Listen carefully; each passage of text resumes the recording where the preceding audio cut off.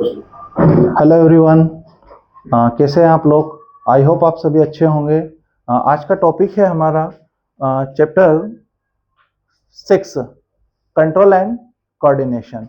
इसमें हमारा टॉपिक रहेगा नर्व के बारे में। हम बात करने वाले हैं तंत्रिका कोशिका या फिर इसको न्यूरॉन भी कहा जाता है। नर्व की अगर हम बात करते हैं, नर्व तंत्रिका की डेफिनेशन की अगर हम बात करते हैं कि तंत्रिका की डेफिनेशन या नर्व न्यूरॉन की डेफिनेशन क्या है, तो ध्यान दें बच्चों आप। A nerve is a bundle of fibre that carries signal. यहाँ पर बंडल ऑफ फाइबर की बात हो रही है, ठीक है ना। बंडल ऑफ फाइबर मतलब कि यह नर्व जो है तंत्रिका एक समूह है, ग्रुप ऑफ समूह है। कैरीज अ सिंगल बिटवीन मतलब कि ये क्या करती है, सिग्नल को कैरी करके जो है the brain and other parts of the body. क्या करती है? ब्रेन और अदर पार्ट्स ऑफ बॉडी, हमारे शरीर के विभिन्न अंगों या विभिन्न ऑर्गन के पास क्या करती है, सिग्नल ले जाने का काम नर्व हमारी करती है। ओके।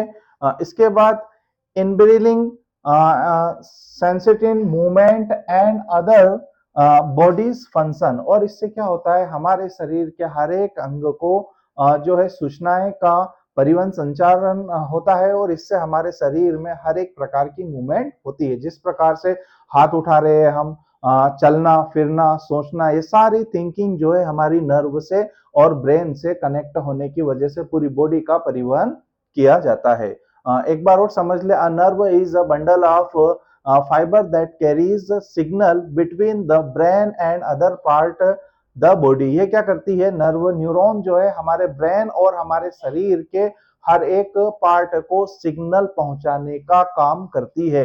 और उसके बाद क्या होता है, जैसे सिग्नल हमारा पहुंच जाता है तो उसके बाद यहाँ पर एक चीज आती है कि यह क्या होता है, तंत्रिका तंत्र जो है हमारी सिग्नल को पूरे शरीर में परिसंचरण करवा देती है, जिससे हम मूवमेंट करते हैं। सपोज मूवमेंट इट मीन्स क्या कि चलना फिरना, पेन पकड़ना, इसकी गति को, पेन को सही से पकड़ना, घूमना फिरना, ये सारी चीजें नर्व के माध्यम से की जाती है।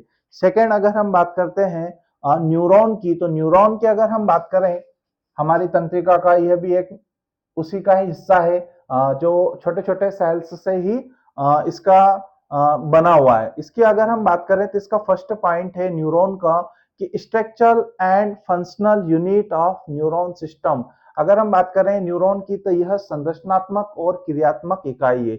ये छोटे छोटे सेल से बना हुआ है बच्चों, छोटे छोटे सेल्स से इसका निर्माण किया जा गया है। मतलब कि हमारे शरीर में ऐसे बहुत सारे यूनिट ऑफ सेल्स से क्या बना हुआ है, ग्रुप ऑफ सेल्स बना, मतलब कि इसके कंपाउंड से ही इनका निर्माण हुआ है। और यहाँ पर ऐसे छोटे छोटे सेल्स से क्या किया जा रहा है, इसका स्ट्रक्चर तैयार किया गया है।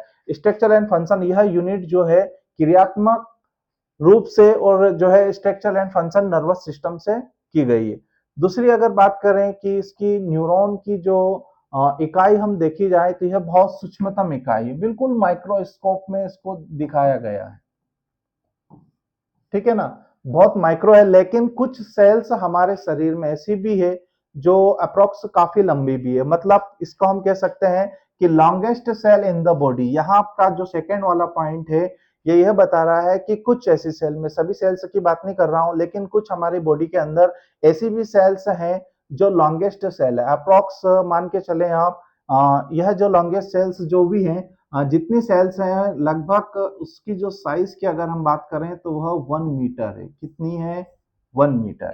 आपसे एग्जाम में इस प्रकार से भी कभी कभार पूछ लिया जाता है एक जो है ऑब्जेक्टिव के रूप में कि जो है न्यूरॉन ऐसी कौन, न्यूरॉन की क्या बॉडी में कोई ऐसी भी सेल है जो लंबी है? तो बिल्कुल कुछ सेल्स ऐसी है जो अप्रोक्स 1 मीटर के अकॉर्डिंग उसकी साइज होती है। अच्छा, एक बात और है कि ये कोई मोटी सेल नहीं होती, इसकी टेल होती है, मतलब कि ये लंबाई को कवर कर रही है। कैसी होती है? लॉन्गेस्ट होती है।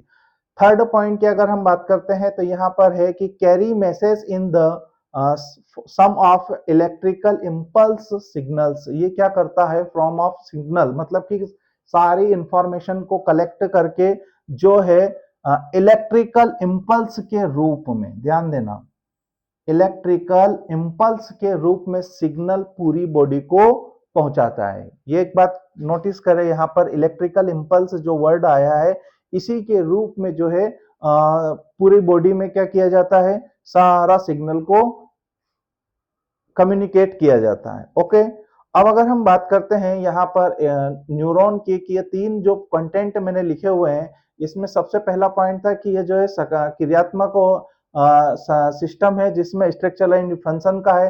फिर दूसरी बात कि इसमें जो है न्यूरॉन की क्या है, longest cell in the body approx 1 meter के समथिंग हम बता सकते हैं, carry message in the form electrical impulse and signals, मतलब कि यहाँ पर सारे मैसेज को वह कैरी करके जो है इलेक्ट्रिकल इम्पल्स के फॉर्म में क्या किया जाता है, उसको परिवहन या संचारित हमारे शरीर में किया जाता है न्यूरॉन के माध्यम से। ओके, अब बात हम करेंगे part of neurons with function. अगर हम इसकी बात करते हैं तो यह बेटा हमारा जो है तंत्रिका का क्या है स्ट्रक्चर, यहाँ इस प्रकार से हमारे अंदर न्यूरॉन की बात करते हैं तो इसमें स्ट्रक्चर इस प्रकार से होता है।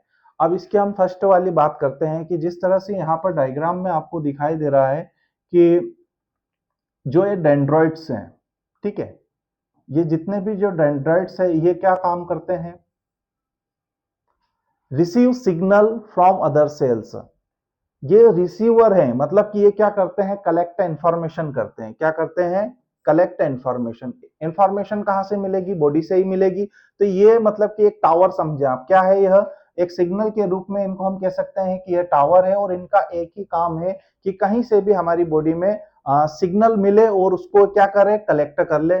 जैसे ही इन्होंने कलेक्ट किया इंफॉर्मेशन, उसके बाद वह कहां पहुंच जाएगा, हमारे अंदर, यहाँ पर इस सेल्स के अंदर, सेल बॉडी में जो है वो इंफॉर्मेशन चली जाती है। ठीक है, यह न्यूक्लियस हमारा इस जो है सेल्स का यहाँ पर जो है नाभिक है।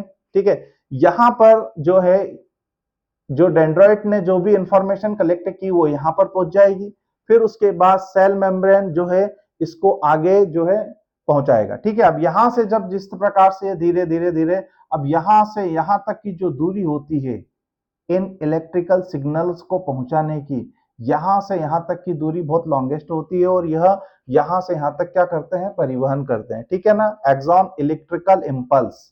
ठीक है, ये यहां से एक्सॉन इलेक्ट्रिकल इंपल्स में क्या होता है, यहां से जैसे यहां से कलेक्ट किया डेंड्राइट ने और उसके बाद यहां पर पहुंच गया, यहां से पहुंचने के बाद ये वाली सारी प्रोसेस में क्या होता है, इनको परिवहन करने में काफी लंबा समय तय करना पड़ता है। और इसके बाद हम बात करते हैं यहाँ पर बच्चों, ये वाली जो डायग्राम में आपको दिखाई दे रही है, ठीक है ना, ये जो सीट्स बनी हुई है इसको बोला जाता है माइलिन सीट्स। क्या कहा जाता है, माइलिन सीट्स। और इसके बाद अगर हम बात करें नर्व एंडिंग की, तो यहाँ पर ये वाला जो पार्ट आपको जो रूट्स वाला दिखाई दे रहा है, ये रूट से ही समझे आप, ये जो होता है यह इस स्ट्रक्चर का एंड वाला पार्ट होता है। ठीक है, इसको बोला जाता है नर्व एंडिंग। अब होता क्या है एक्चुअल इसमें, सबसे पहले तो डेंड्राइट्स क्या करेंगे, इंफॉर्मेशन को कलेक्ट करेंगे। कलेक्ट करने के बाद वो सीधा कहां पहुंचा देंगे, यहां पर न्यूक्लियस के पास या सेल बॉडी के पास इंफॉर्मेशन चली गई। इंफॉर्मेशन जैसे ही यहाँ पर सेल बॉडी के पास पहुंचती है, उसके बाद क्या होता है, एक्सॉन इलेक्ट्रिकल्स इंपल्स के द्वारा यहां से यहां तक का सफर इनका स्टार्ट हो जाता है। यहाँ से यहाँ तो टाइम नहीं लगेगा, यहाँ से जैसे ही आगे बढ़ेंगे तो इधर की ओर जो है जो हमारे इंफॉर्मेशन है वो इधर की ओर परिवहन करने लग जाएगी। अब कंडीशन यहाँ आती है कि जब यहाँ पर एंड आ रहा है, ठीक है, यहाँ पर आने के बाद आगे क्या होता है, तो एक्चुअली होता क्या है, यह एक सेल नहीं है, हमारे शरीर में ऐसी बहुत सारी सेल्स हैं और मिलियंस में सेल्स हैं। ठीक है, तो यह एक सेल्स काम हुआ। अब यहाँ पर जो है अगली सेल्स का जो फर्स्ट वाला, वापिस से अगर हम बात करते हैं तो अगर हम इसका डेंड्रॉइड को बनाएंगे सेकेंड वाली सेल्स का, तो इन दोनों के बीच में बच्चों एक गैप है जिसको बोला जाता है साइनेप्स। क्या बोला जाता है, साइनेप्स। ठीक है, यह गैप क्या करती है, उस कम्युनिकेशन को तोड़ देती है, मतलब कि इस परिवहन संचरण को क्या कर देती है, वो तोड़ देती है। होता क्या है, हमारे शरीर को मान लीजिए हम कोई कमरे में कोई लाइट वगैरह हमने ऑन की और अगर दूसरे कमरे में अगर लाइट को हमें चाहिए, उस कमरे में लाइट चाहिए तो हमें क्या करना पड़ेगा, वायर टू वायर को कनेक्शन करना पड़ेगा। सेम यहाँ पर भी वही कंडीशन है कि अगर फर्स्ट वाली कोई भी स्टिक इसको डेंड्रॉइड को अगर कोई सूचना यहाँ से इस परिवहन के द्वारा पहुंचानी है तो नीचे हमें एक और न्यूरॉन संरचना चाहिए, लेकिन यहाँ पर जो गैप की होने की वजह से इनका कम्युनिकेशन क्या हो जाता है, कम्युनिकेशन क्या हो रहा है यहाँ पर, इनका टूट रहा है। तो इस कम्युनिकेशन को कंप्लीट करने के लिए यह जो है न्यूरॉन क्या करेगा, एक केमिकल रिलीज करता है। क्या करता है? केमिकल। केमिकल जो है रिलीज होगा। अब वो केमिकल इस फॉर्म में होगा, ठीक है ना, छोटे छोटे छोटे छोटे सेल्स के फॉर्म में वह रिलीज होगा। अब यह क्या करेगा, यह सेकंड जो नीचे एक और जो है हमारे पास नर्व, वो क्या करेगा, उसके डेंड्राइट मतलब कि ये वाले डेंड्राइट से इसका कनेक्शन हो जाएगा यहां पर, ठीक है।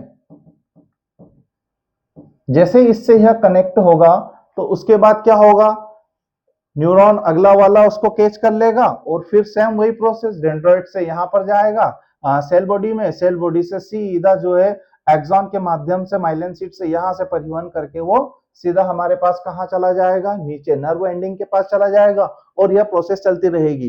फिर नीचे वाली एक और न्यूरॉन क्या करेगी, फिर से उसका जो है यहाँ पर जो है केमिकल रिएक्शन होगा और यहाँ पर जो वो लिक्विड उसके साथ कंफर्म करके और यहाँ से वापस से यह चीजें क्या हो जाएगी, फिर से तो एक ऐसी श्रृंखला बेटा यहाँ पर हमें देखने को मिलेगी। तो ये मेन काम है यहाँ पर इसका कि न्यूरॉन का जो फंक्शनल सिस्टम है वो इस प्रकार से होता है कि पहले यहाँ से शुरू हुआ और कोई भी सूचना जैसे ही उसको रिसीव मिला तो वो सेल बॉडी के पास गया, सेल बॉडी के बाद एक्सॉन से और यहाँ पर जो है एक्सॉन की इस परिवहन संचार से हमारे नर्व एंडिंग के पास पहुंच जाएगी। इसके बाद फिर एक नया न्यूरॉन आएगा, उससे इसके नीचे कनेक्शन होने के लिए केमिकल रिलीज होगा और उसके जो है डेंड्राइट से फिर सूचना को एब्जॉर्व करके आगे की ओर पहुंचा दिया जाएगा। ठीक है बच्चों, यहाँ पर यह वाला जो क्वेश्चन हमारा था ये मोस्ट आईएमपी क्वेश्चन है हमारे एग्जाम के लिए। 2026 में जो हम अभी पेपर देने वाले हैं उसके लिए मोस्ट आईएमपी क्वेश्चंस होने वाला है। तो इसको आपको अच्छे से जो है डेफिनेशन और उसके जो टाइप्स हैं कि कितने, इसको हम न्यूरॉन को और क्या क्या, तो इसकी कुछ कंटेंट है, डिटेल्स है कि यह क्रियात्मक और जो है functional of unit of nervous system है, longest cell in the body है, कैरी कलेक्ट मैसेज को कैरी करके जो है पूरे इलेक्ट्रिकल इम्पल्स के माध्यम से क्या करती है, पूरे शरीर में संचारित करती है। इसके बाद अगर हम बात करें तो यहाँ पर ये डायग्राम आपको विद डायग्राम देना रहेगा, जिससे हमें क्या हो जाएगा, हमारा क्वेश्चन के पूरे मार्क्स मिलने की पूरी संभावना मिल जाएगी आपको। ओके बच्चों, आई होप आपको यह वीडियो पसंद आया होगा। तो इस वीडियो को देख लें और अगर आपको पसंद आने के बाद जो है लाइक एंड सब्सक्राइब करें। Thank you.